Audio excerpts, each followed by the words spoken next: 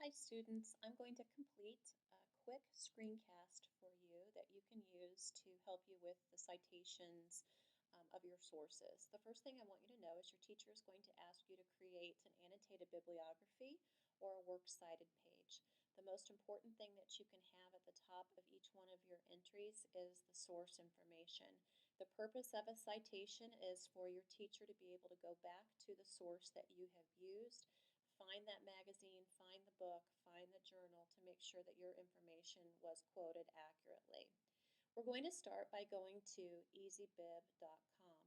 This site makes your life much easier than it did in the past because it really does put everything together for you. First thing though, ezbib.com is where you're going to ultimately land, but I want to go back to our sources. All of you should be using sources from the pre-approved list that your teacher or I have given to you.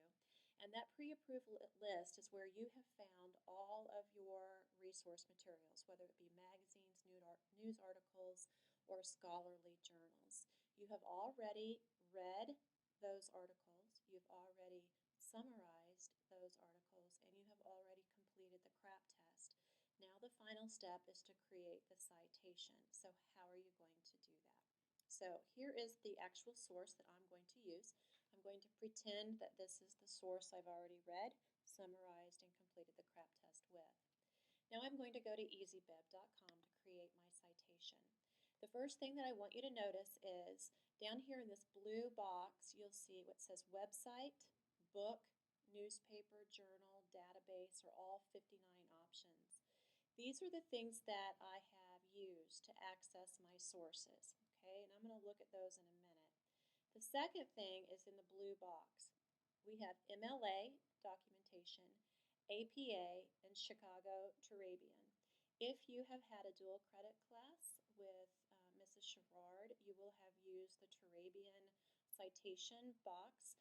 If you ever take psychology or journalism or some science courses in education, they use APA, but for your communication arts classes, we're going to use MLA. It stands for Modern Language Association. This one's the free site. These typically will cost. So we want to make sure we're on MLA.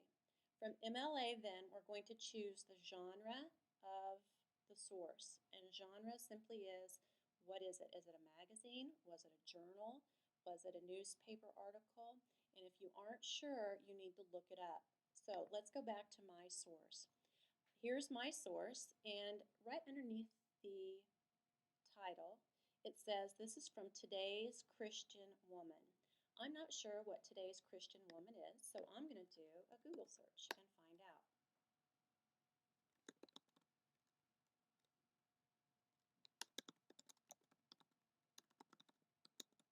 Today's Christian Women, it pops right up and it tells me right here that it's a magazine. So I know it's a magazine. So I'm going to go back to ezbib. There's website, book, newspaper, journal, database. Gee, there's no magazine listed here. So I need to go under this top tab that says all 59 options. When I click on it, everything is going to be alphabetized for me. And so I can just scan through and see, oh, there's magazine articles. I'm going to click on magazine. That's the kind of source that I'm referring to. Okay, so now we have a couple of choices. So I'm going to practice citing a magazine. Now I can search for the article and do an auto cite, but please do not do this because it does sometimes give you inaccurate information. So we're going to do it by hand. We're going to do it manually. So the next thing that I need to look at here is what medium did I find that magazine article in? Was it in print? Did I find it online? Or did I find it in an online database? Because all of you are using pre-approved databases, if you're using the Gale resources, if you're using EBSCOhost, you're finding everything online database.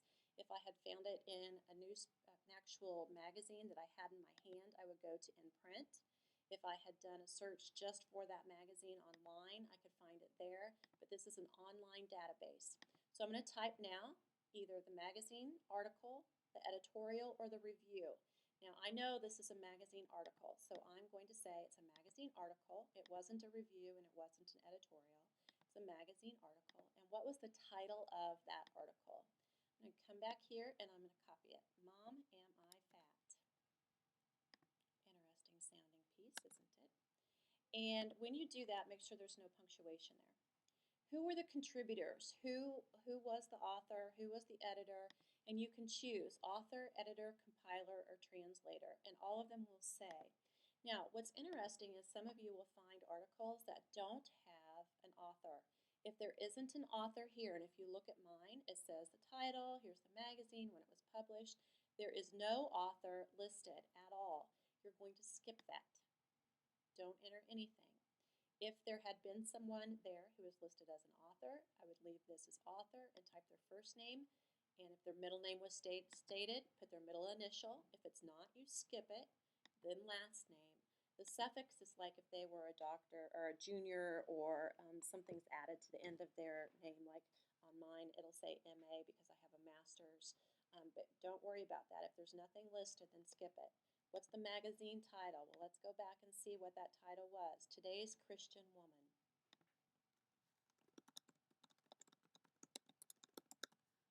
When was it published?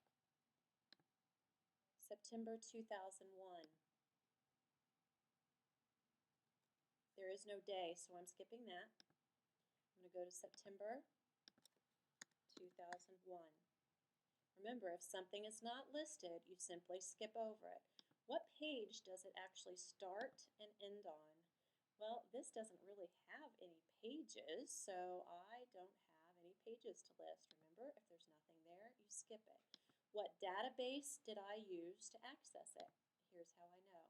Right up here at the top, it says Gale Student Resources in Context.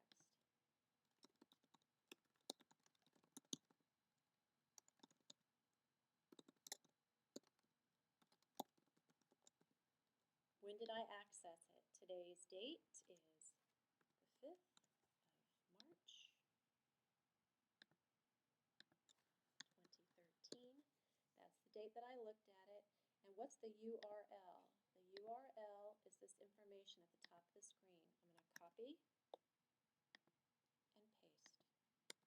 Okay? Simple as that. And now I'm going to create the citation. When I create the citation, this is the information that I need to copy and then paste into my annotated bibliography or my works cited page. And this information goes at the top of the page, then the summary, and then the CRAP test follows it. This becomes what I use for my annotated bibliography. If you have questions, you need to pop into the library and ask me, but 9 times out of 10, it's simply because you're not following the directions that are on the screen. Slow down and think about what is it that you're doing. Are you citing a website, a book, a newspaper, a journal, a database? If nothing is there that you recognize, go to all 59 options. Here you can choose to do a chapter from a book, just a chapter from a book. Music, you could have something from the federal government, could be a video, a letter, an interview, all kinds of choices, whatever it is. When you find what you're looking for here, you'll simply click on it and then ask yourself the next set of questions. What medium, how did I find this book? Is it in print? I had it physically in my hand. Was it an e-book? I read it on my Kindle or I read it on the computer.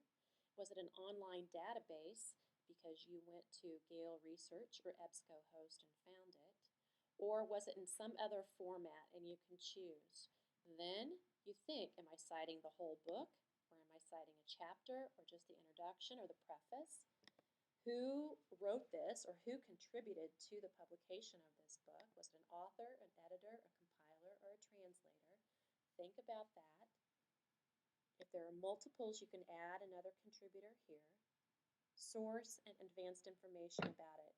Again, slow down, think about what you're doing, follow the directions that are on the screen, and if you get stuck, ask for help. I'm always available.